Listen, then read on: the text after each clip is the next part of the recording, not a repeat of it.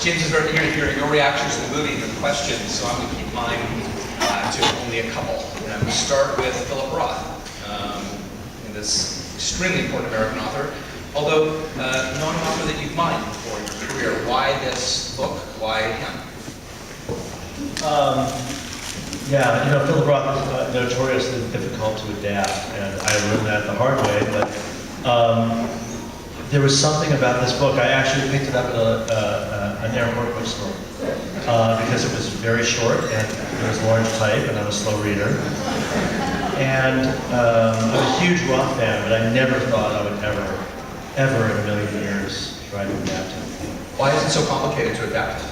You know, probably because the emotion that you feel at the end of a Roth novel, at least I do, I don't know about those of you who read Philip Roth, it comes from the accumulated intensity of this kind of brute honesty and intelligence of a voice that creates both a persona, you know, a narrator and a character that's, you know, those are already three categories of Philip Roth, and there's probably 4 or 5 more, right? And the empathy comes through the brutality.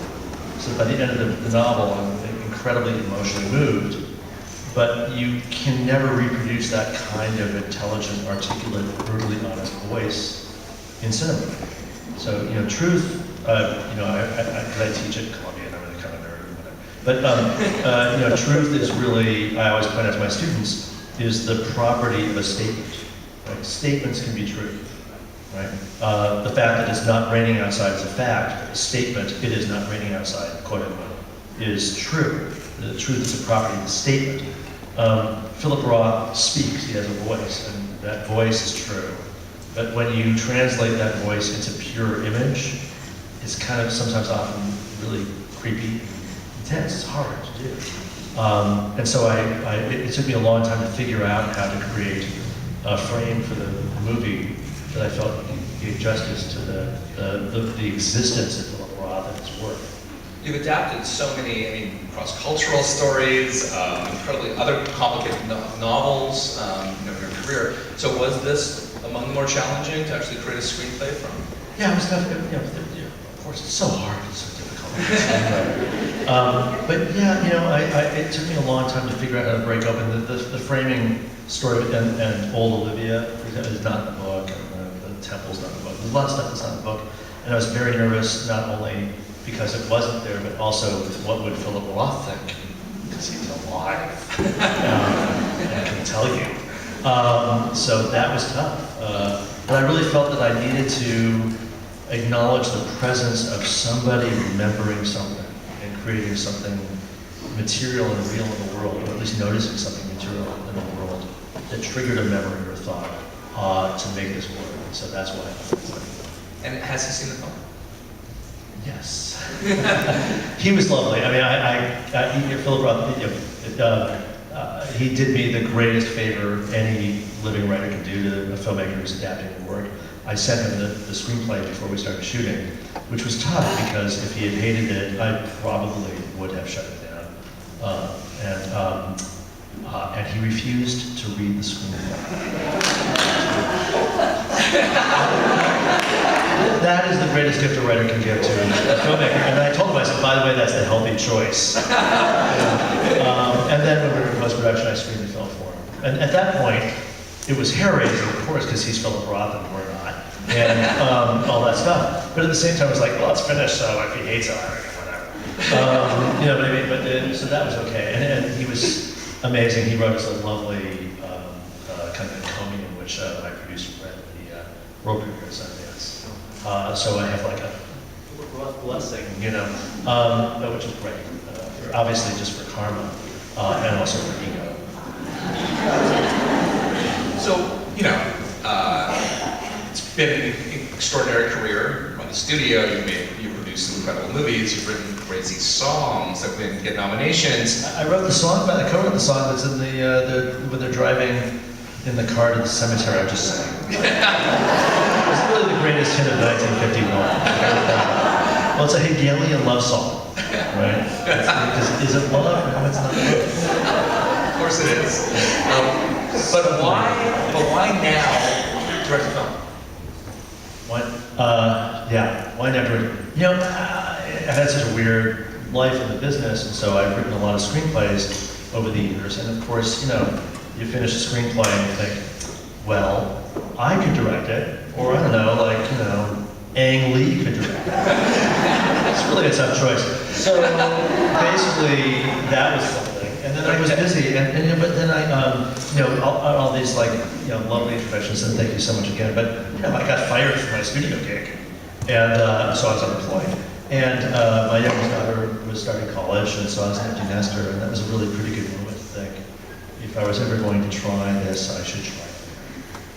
I had so much fun. I know it's a miserable, depressing movie, but I had a blast. Really fun. That's great. We want to turn up the lights. We can actually take questions from the audience when you guys are ready. Do we have lights? No? So I'll just bellow them back out. Oh, we do? Oh, yeah. That's fantastic. Look at that. So if anyone has something for James, or you can ask Noah questions too. Pretty much wide open. Okay, there's one right in the front. Sorry, balcony, if you have something, just yell out, at least I can't see you in the lights. Do you really expect us to believe that this is the first film you've directed? Thank you very much. I hope so. Look, I've had a long career and worked with amazing directors, but it really was weird and challenging and crazy to try to, at my rather advanced age, to try something new, and it really was new, I have to say. There were two things that were completely new. One was people saying, where do we put the camera?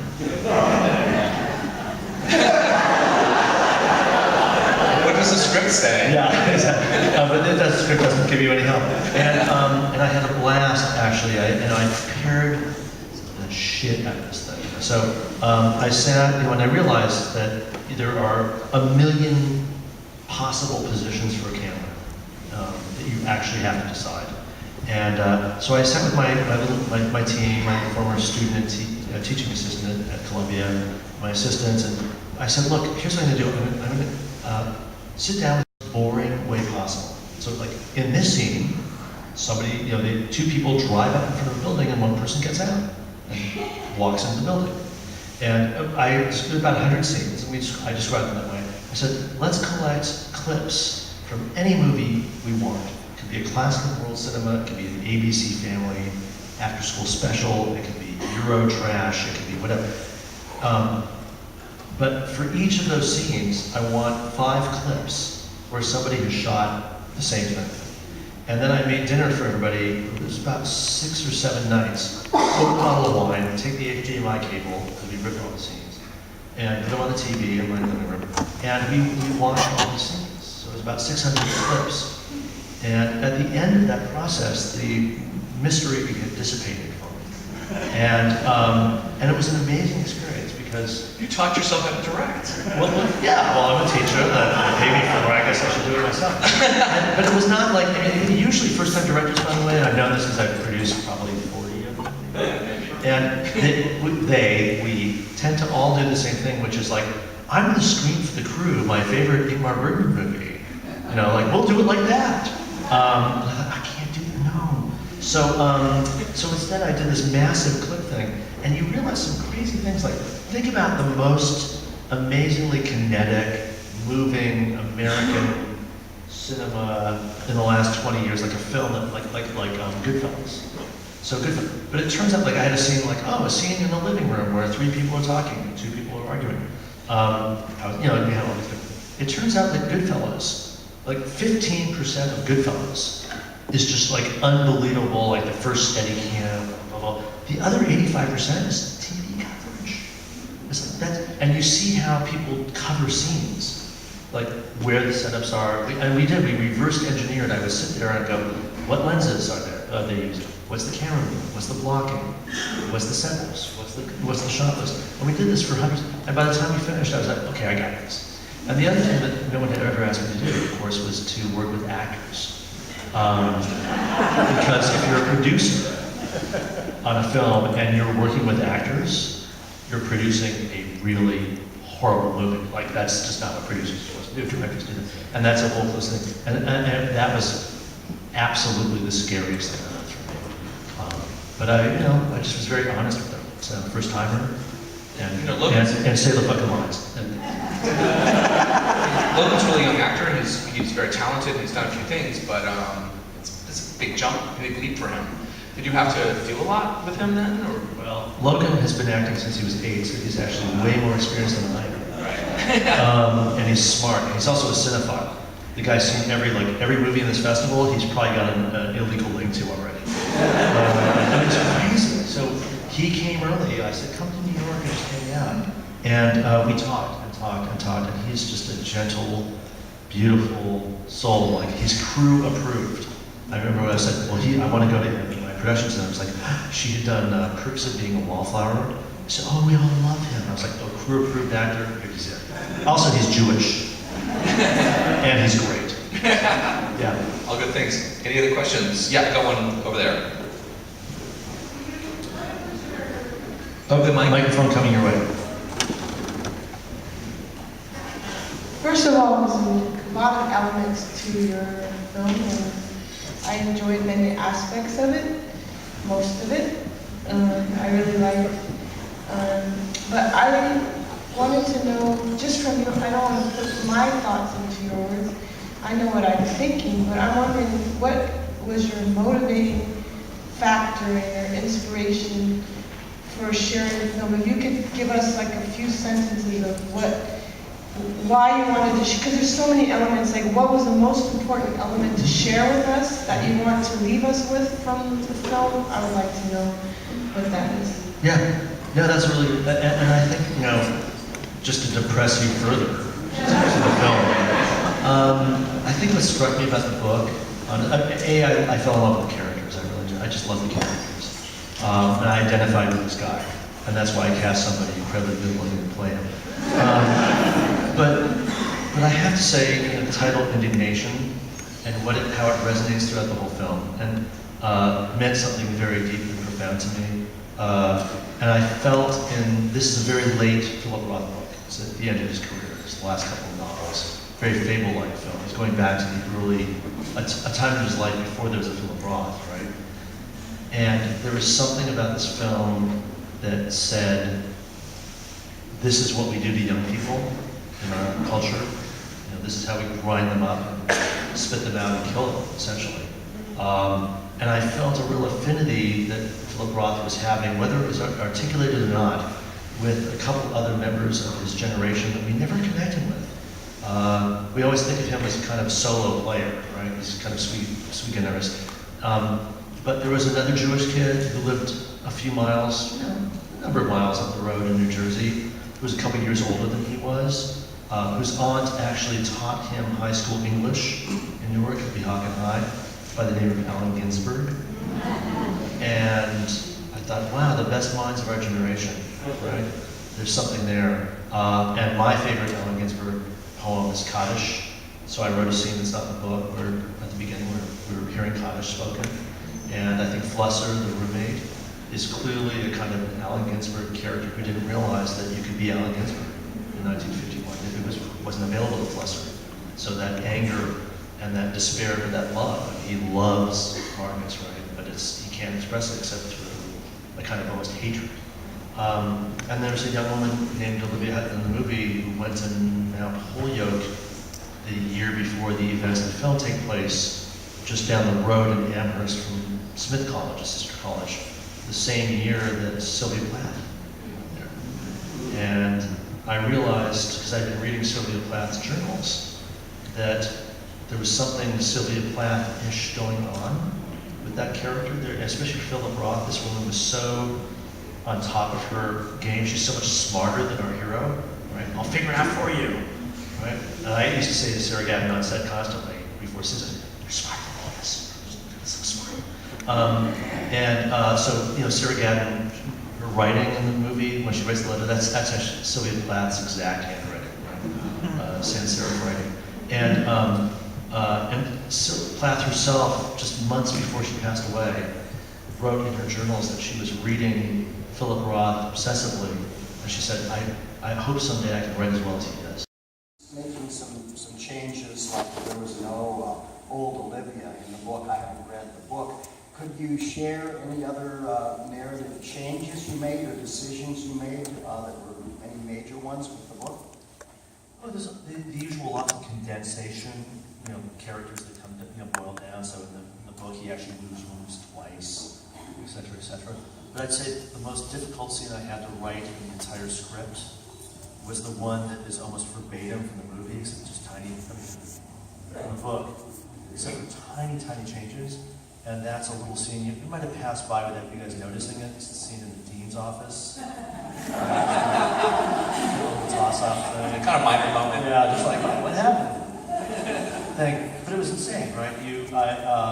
And to me, that scene, by the time we were in pre-production, we were actually preparing and then going to production, I thought, did I really fucking give myself a job shooting bad? No, it's like, oh no.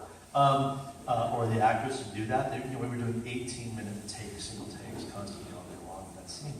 And these guys were amazing. But, weirdly, that scene is, if you read the book, you'll think, oh, he just, wow, Schamus had such an easy job. He just transcribed this genius scene. And that's absolutely true. I mean, I claim no originality for it, except that in the most minor ways, the shading and the transitional sentences and things, I sweated that thing more than anything else in the book. It was crazy. Did it develop at all during production, or is it verbatim from the page? Verbatim, yeah. I mean, I did. I wrote a bunch of stuff that was very minor to kind of make it a movie, but honestly, you wouldn't notice. Yeah, there's another one there, please. Oh, is there anyone on top? No, they seem to be quite content. Go ahead. Everybody downstairs is talking, people looking down. So on your first movie, you chose no stars, no crutches that way. Was that a conscious decision to go with unknowns? And I mean, they're all just terrific and everything, but I just wondered what your thought process was going into it.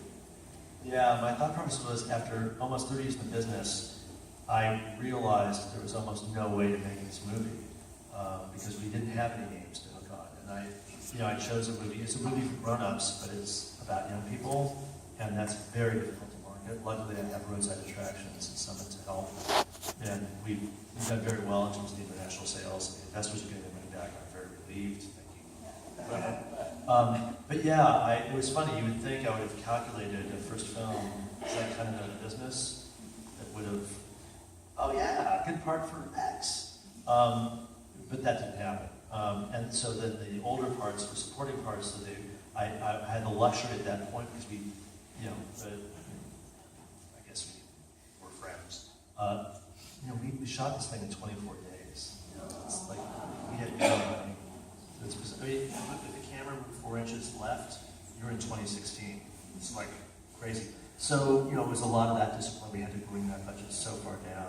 And then that gave me the luxury to work with great actors who I love. Tracy Letts, and they're all gods, the older actors in this are just gods. Linda Eamon, who plays Mom, she's been nominated twice for Tony. She's an actress. Tracy Letts won a Tony, won a Pulitzer Prize, and is incredibly as intimidating in real life as he is on screen. He's a nice. The actor who plays the dean is also a great character.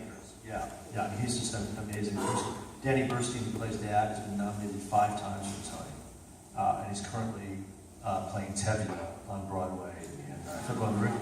And Run, Don't Walk to New York. You can walk to New York because he'll be playing that for the next 27 years. It's like selling $1 million of tickets every week. It's crazy. But he's a god. These are all great actors. I had the luxury of working with them. And even the boys, by the way. Flusser, Ben Rosenfield, is going to be a superstar. Pico Alexander, who played Sonny. Phil Ettinger, who played the other roommate. Ron. These were all New York. Noah Robbins, who plays. I never remember the names of anybody in my scripts. I can't remember my kids' names. So they're all New York theater trained. Amazing actors. You really feel it. It almost feels like it does feel like an ensemble so much of the time as well. There's one right over there. Yeah, I just wanted to ask actually what it was like working with Tracy Letts. Tracy Letts, okay, who plays the dean. He could only come in the day before we shot that scene. And yeah, he runs the Steppenwolf Theater, he wrote August Osage County, he won a Tony for Who's Afraid of Visual. I mean, he is absolutely, and he's 6 foot, whatever, so you just look up at him, and he's big. And he's got that voice. And to me, it was very scary, because I do worship the guy, and also because Logan has never done theater before, right? And it's an 18-minute scene that we then edited down to about 16. And I only brought him in the day before. I ordered some noodles, and we went to the set. And we just talked for a few hours. We didn't even rehearse in time. I said, no, let's read the scene, you know? But guys, why don't you just read it through for me once? And just so I get a taste. And they read it through, and I realized that both of them were 100% off book immediately. They were 100%. They didn't even look down at the scripts. And so I took for granted that the next day we were going to go and we shot that scene in a day. And do 18-minute take after 18-minute take after 18-minute take, all day long. And I realized too that the key to it was that Tracy, after that first read-through, looked at Logan and went, oh, I get it, this guy is actually giving me my money's worth. And he was so respectful, absolutely respectful. And but it was true also that he came in thinking he was playing the heavy. And in terms of giving an actor direction, I've never had anything experience like that where I had to give him one direction, and he just went right into it and got it. For me, at least, I hope for you. It was. What was that direction? I can't tell you. Okay. The direction was honestly, I said, well, there are two things actually. One is, and this is the crazy thing about the scene and about the movie, is if you notice, and you may not have because you're not supposed to, everything Dean Codwell says in that scene is true. Everything. The only person who's lying in that scene is Marcus. Oh, I had to move because my roommate had the phonograph. So that's weird, because it turns out the truth is not actually a human value. And two, I said, you love him. You love him. You just love this kid. There's one part with the shuttler and the team is bigger and bigger and Yeah. bigger. Small. Yeah. Yeah, and Logan is not the tallest movie star in the world, although he's taller than Al Pacino. And Tracy Letts is pretty much the biggest guy you'll meet. And I actually put Tracy on an apple box for that shot. I actually What else? We don't want to break here in a minute. Just wait for the mic. You started the conversation by talking about how it's difficult to adapt Philip Roth. So as I watched this, I felt like I had to see the whole movie to understand it. So then it brings the question into marketing this film and doing a trailer. I mean, how are you approaching the whole marketing on this and getting word of mouth out? Thank you. Tough question. Look, the good news is I ran this movie studio for 13 years, and as they say, it's not my job. The great news is I'm working with these amazing guys at Roadside. And, you know, it's funny, the trailer, we just finished it, and so you'll see it in about 10 days. And really, like, you know, let me know what you think, because I think you're absolutely right. It's not an easy story to tell in 2 minutes. And it's not, and the story is not what sells it, right? So we don't have movie stars, et cetera, so that's why I'm going to hit the road and just do as many Q&As as I possibly can. But I do think that there's something we've heard again and again from people who've seen the film, which is that they keep thinking about it. And to me, it's word of mouth, so we're going to do a lot of screenings and just hope. And we'll release it very slowly on a classical platform release, which is what I loved always when I was at Village Focus, some of our greatest films. Our biggest successes started on small screens. The other good news is, quite frankly, it really costs a de minimis fraction of an average movie, so we don't have to do tremendously well to make whole our distributor. So from an ethical point of view, I feel okay about that. Are you allowed to talk about budget? I am not allowed to talk about budget. Okay. we won't force you. On the corner here, please. It's such a treat to have you here. First of all, I was just so taken with the costuming, the cars, the period of it all. the scene in Newark first, family and the religious aspect of that, the authenticity of that.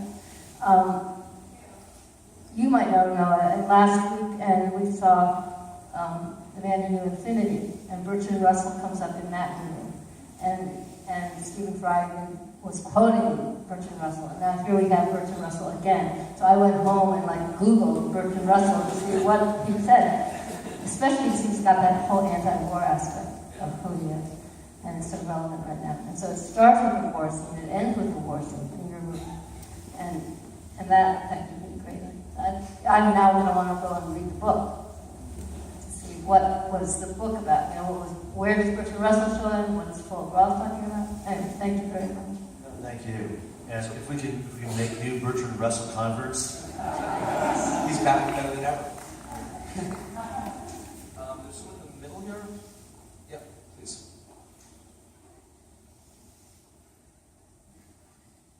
So I notice you have Argyle socks on. From the 50s, are they? of course. I used to knit them. I think. It was my era. I went to college in the 50s, and I wondered what kind of research you did on the college scene. Wow. Well, do you have a few hours? I'm a nerd, obviously, and the research is really fun. So I'll say this, of course, we research everything, and I'm kind of anal, so everything that you saw on the screen, down to the most minute detail, I really love that part of it. But I have to tell you that, so for example, even, Logan and Sarah, who played our two leads, I went back and researched the syllabi at the colleges at Bucknell, where Roth went to school, and at Mount Holyoke, and I gave them homework from the classes they would have taken. And we found the textbooks they would have used, so the government textbook, U.S. government, everything. So she's, even when she's in the library, she's translating French poetry that I selected for her. And, it's just pathetic, but true. But that's my point. All the research you can do, to me, you can fetishize this stuff all you want, and I think you should if you're a director. I do. I think as a director, I needed to know exactly what was on screen. But it was all to make sure my actors felt that they were living in that world. But when they came to set, they felt confident and comfortable that I was aware of every single aspect, and so was my team.